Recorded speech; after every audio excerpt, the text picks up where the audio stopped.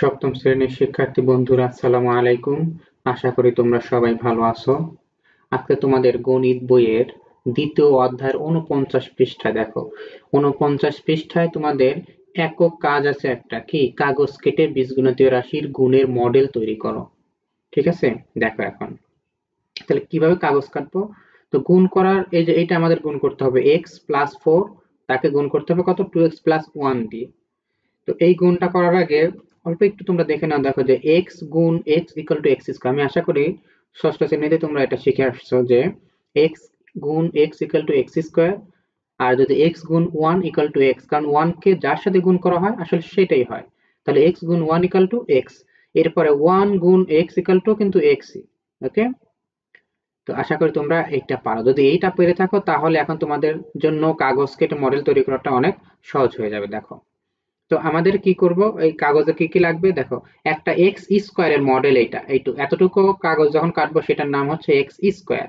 ওকে, দেখো x square এটা, আর যখন সেই প্লাস এক্স স্কোয়ার যখন হবে, যদি মাইনাস এক্স স্কোয়ার হয় তাহলে এই একই টাইপের কিন্তু লাল কালার দেওয়া আছে। ওকে, এটা হচ্ছে মাইনাস এক্স স্কোয়ার। আর এক্স এইটা একটু লম্বা দাগ, দেখো এটা হচ্ছে কি প্লাস এক্স। সেম যদি মাইনাস এক্স হয় তাহলে এটাই জাস্ট লাল দাগ থাকবে। আর আরেকটা হচ্ছে সংখ্যা হচ্ছে ওয়ান, যদি টু হয় তাহলে দুইটা এরকম দিব। দেখছো এই যে হলুদ কালারের ছোট্ট একটা কি স্কোয়ার বা বর্গ আকারের ছোট্ট একটা, এটা হচ্ছে ওয়ান।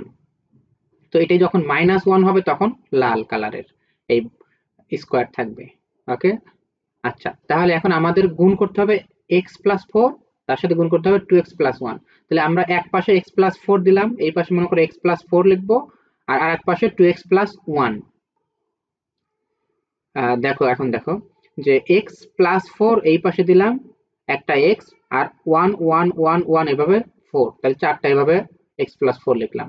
আর এইখানে তারপরে আছে কত 2x+1, তাহলে 2x, এই একটা x এই একটা x, তাহলে কত 2x, তার সাথে 1 1 একটা, এই যে দেখছো হলুদ আকারের যে বক্স আমাদের, এইটা হচ্ছে একটা, তাহলে 2x+1।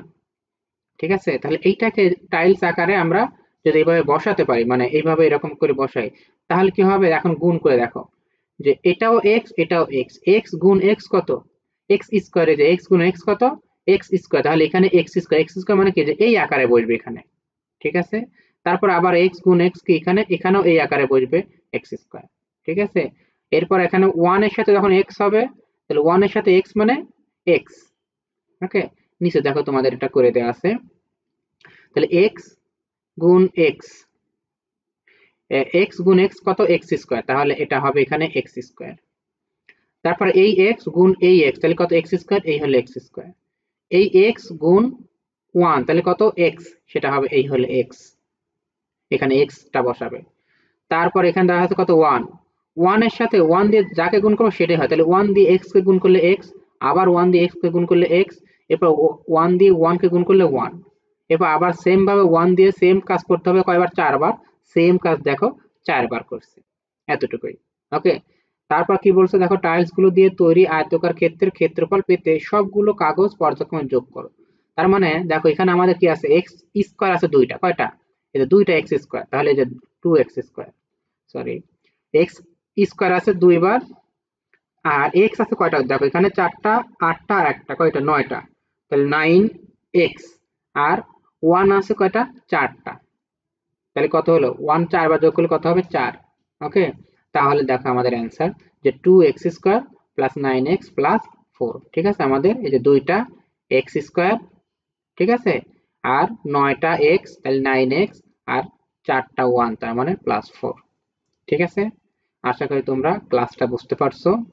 আজকে এই পর্যন্তই, দেখা হয় পরের ক্লাসে।